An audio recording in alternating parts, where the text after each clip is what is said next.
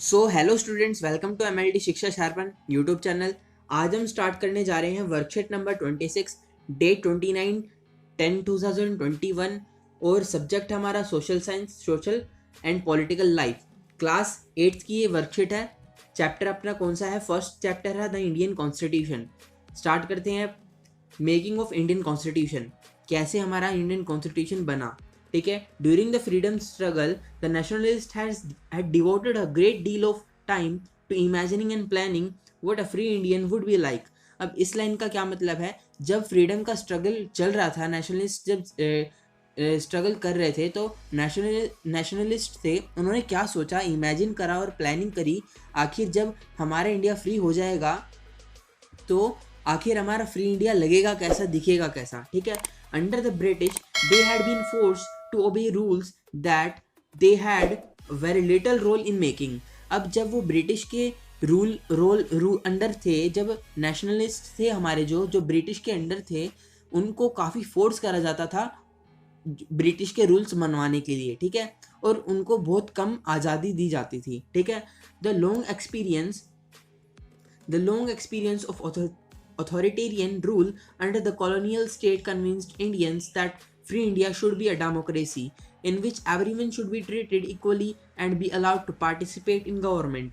अब काफ़ी long experience लेने के बाद अथॉरिटेरियन रूल का, कॉलोनियल स्टेट जो होते हैं, कॉलोनियल स्टेट जो ब्रिटिश जब रूल था तो कॉलोनीज होती थी, कॉलोनियल स्टेट्स में रह के लॉन्ग एक्सपीरियंस लिया जब हमारे नेशनलिस्ट ने अथॉरिटेरियन रूल का, तो उनको क्या लगा, जो हमारा फ्री इंडिया होना चाहिए उसमें डेमोक्रेसी होनी चाहिए, जिसमें सबको इक्वली ट्रीट करा जाए और सबको अलाउड हो पार्टिसिपेट करने का गवर्नमेंट की वर्क्स में, एक्टिविटीज़ में।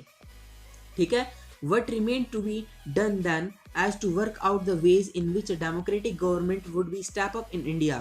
अब सारी प्लानिंग हो गई थी, पर बचा क्या था कि ये बचा था, क्या रिमेनिंग रह रखा था कि ये सारी चीज़ें होनी बाकी थी। ठीक है, कैसे कैसे काम होगा और कैसे हमारी डेमोक्रेटिक गवर्नमेंट स्टेप अप करेगी इंडिया में, ये सारी चीज़ों का होना बाकी था। ठीक है, in independent India every citizen will have equal opportunity and all will have equal right to share in the government. अपनी इंडिपेंडेंट इंडिया में एवरी सिटीजन, हर एक सिटीजन को इक्वल अपॉर्चुनिटी मिलनी चाहिए और all will have equal right to share in government, और सबको गवर्नमेंट की एक्टिविटीज़ में, वर्क्स में शेयर मिलना चाहिए, मतलब एक्टिविटीज़ में काम करने का मौका मिलना चाहिए। ठीक है, but for our country with so many variations this work was not under the control of any one man. पर जैसे कि हम जानते हैं हमारी कंट्री में बहुत ज़्यादा डाइवर्सिटी है, बहुत ज़्यादा वेरिएशंस हैं। ठीक है, तो ये जो वर्क था वो किसी एक आदमी से पॉसिबल नहीं था कंट्रोल हो पाना। ठीक है, तो about 300 people contributed to the completion of this work. तो क्या अबाउट 300 पीपल लगे थे इस काम को करने के लिए, कंट्रीब्यूट करा था उन 300 पीपल्स ने इस कॉन्स्टिट्यूशन को लिखने के लिए और कंप्लीशन करने के लिए इसको। ठीक है, who were the members of constituent assembly formed in 1946। अब 1946 में असेंबली बनी थी, उस असेंबली में क्या थे, 300 जो पीपल थे उन्होंने कंट्रीब्यूट करा था और वो कॉन्स्टिट्यूएंट असेंबली में थे। कॉन्स्टिट्यूएंट असेंबली बनी थी 1946 में, तब उन्होंने कंट्रीब्यूट करना चालू करा था और प्लानिंग चालू करी थी कि कॉन्स्टिट्यूशन में क्या क्या रूल्स रेगुलेशंस होंगे। ठीक है, अब constitution assembly meeting continued for the next 3 years. अब जो कंस्टिट्यूएंट असेंबली थी उनकी मीटिंग्स नेक्स्ट 3 ईयर्स से तक कंटिन्यू रही और कम 3 साल लग गए उन्हें कॉन्स्टिट्यूशन बनाने के लिए। When the constitution of India was formed, जब कॉन्स्टिट्यूशन बना इंडिया का, तो the drafting committee of the constituent assembly was headed by doctor Bhimrao Ambedkar. अब जब कॉन्स्टिट्यूशन हमारा बन के तैयार हुआ, तो ड्राफ्टिंग कमेटी थी कॉन्स्टिट्यूशन असेंबली की, वो हेड कौन थे, उनके हेड जो कर रहा था कॉन्स्टिट्यूशन को बनाने के लिए, वो हमारे डॉक्टर भीमराव अंबेडकर थे। डॉक्टर भीमराव अंबेडकर का आपने नाम सुना होगा। ठीक है, These member of constituent assembly had a big responsibility in front of us. अब ये जो मेंबर्स थे कंस्टिट्यूएंट असेंबली के, इनके पास काफ़ी सारी रिस्पॉन्सिबिलिटी थी जो कि इनको देखनी थी आगे चल के, ठीक है. There were many constituent communities in our country. There were many communities in our country. He had the same language, neither was a religion nor was it the same cultural. हमारे कंट्रीज़ में काफ़ी सारी communities रहती हैं, ना ही उनकी same language है, ना ही उनके सेम रिलीजन है, ना उनका सेम कल्चरल है. तो anyway, when the constitution was being written, our country was going through a lot of turmoil. तो जब कॉन्स्टिट्यूशन हमारा लिखा जा रहा था, हमारी कंट्री के लिए जब कॉन्स्टिट्यूशन लिखा जा रहा था, तो उसके लिए उसमें काफ़ी सारी डिस्टर्बेंस आई थी, काफ़ी सारी डिफ़िकल्टीज आई थी लिखने के लिए, ठीक है. टर्मोइल मतलब अपने क्या होता है, डिस्टर्बेंस मतलब अनसर्टेन थिंग्स आई थी, काफ़ी सारी डिफ़िकल्टीज आई थी, अलग अलग तरह की डिफ़िकल्टीज आई थी हमारी कॉन्स्टिट्यूशन को लिखने के लिए. पर फिर भी हमारा कॉन्स्टिट्यूशन, आपको पता है कि हमारा कॉन्स्टिट्यूशन वर्ल्ड्स बेस्ट कॉन्स्टिट्यूशन में गिना जाता है, ठीक है. वर्ल्ड्स बेस्ट कॉन्स्टिट्यूशन में गिना जाता है हमारा इंडिया का कॉन्स्टिट्यूशन, ठीक है. But these members bravely performed there duty bye preparing a document which shows a deep respect for diversity while maintaining national unity. अब हमारी लैंग्वेज भी सेम नहीं है, हमारा रिलीजन भी सेम नहीं है, हम सेम कल्चरल भी नहीं है, फिर भी इतना डाइवर्शन होने के बाद भी उन्होंने क्या करा, जो मेंबर्स थे कंस्टिट्यूएंट असेंबली के, उन्होंने इतनी ज़्यादा मेहनत करी और ब्रेवली काम करा, ब्रेवली परफॉर्म करा, और उन्होंने डॉक्यूमेंट प्रिपेयर करी साथ में मिलकर, और उनमें डीप रिस्पेक्ट थी हमारे डाइवर्सिटी के प्रति, तभी उन्होंने इतना बढ़िया कॉन्स्टिट्यूशन बनाया ताकि हम नेशनली यूनाइट हो सके, मतलब नेशनली हम यूनिटी में रह सके, ठीक है. अब बढ़ते हैं आगे. Main features of constitution. Main features of constitution क्या है अपना? फेडरलिज्म. फेडरलिज्म क्या होता है? It means different types of government at different levels to govern the country.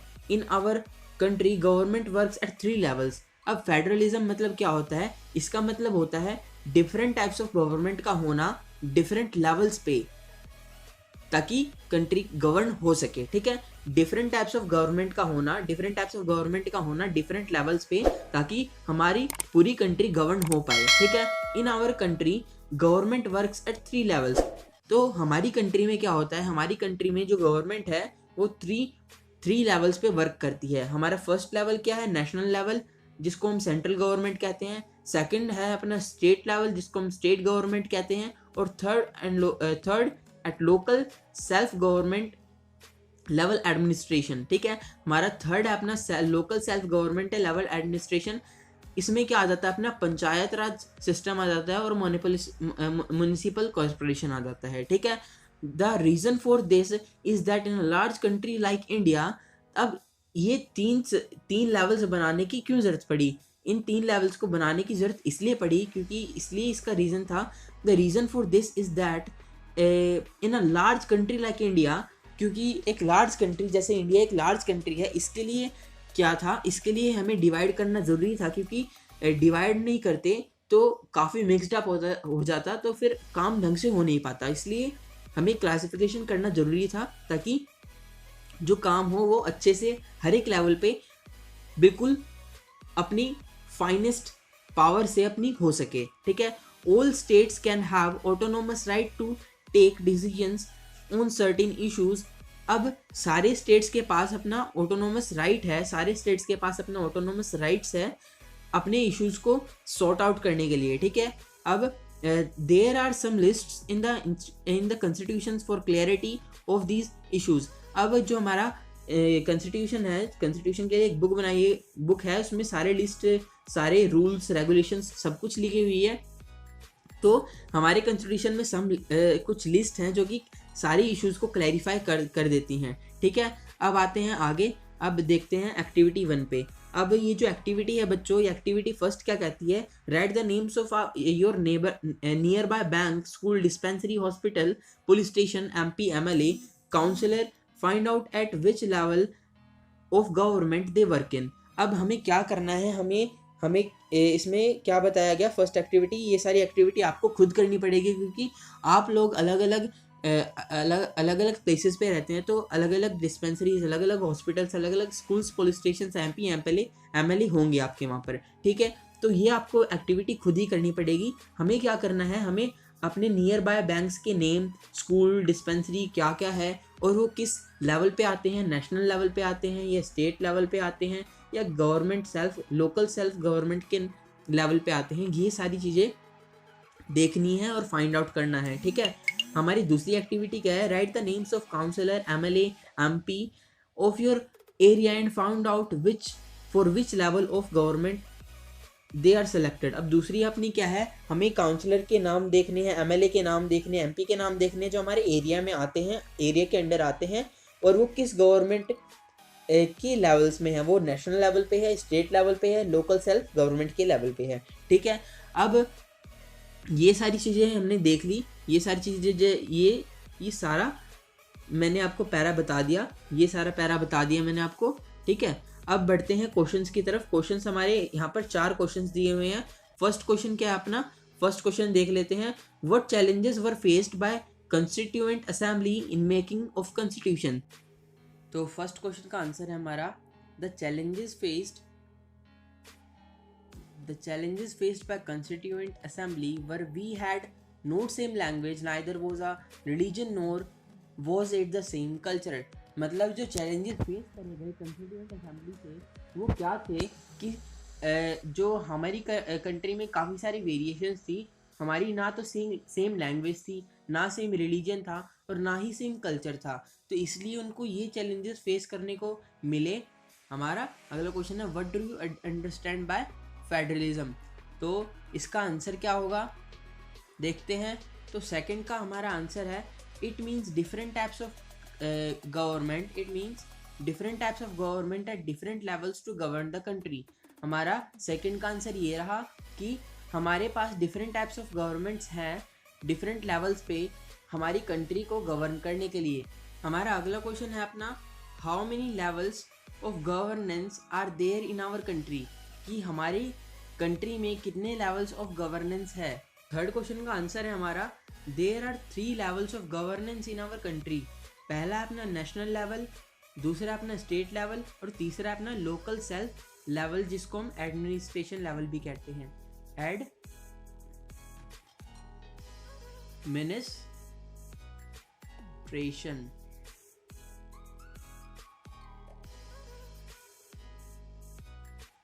ठीक है, जिसको हम एडमिनिस्ट्रेशन लेवल भी कहते हैं, ठीक है।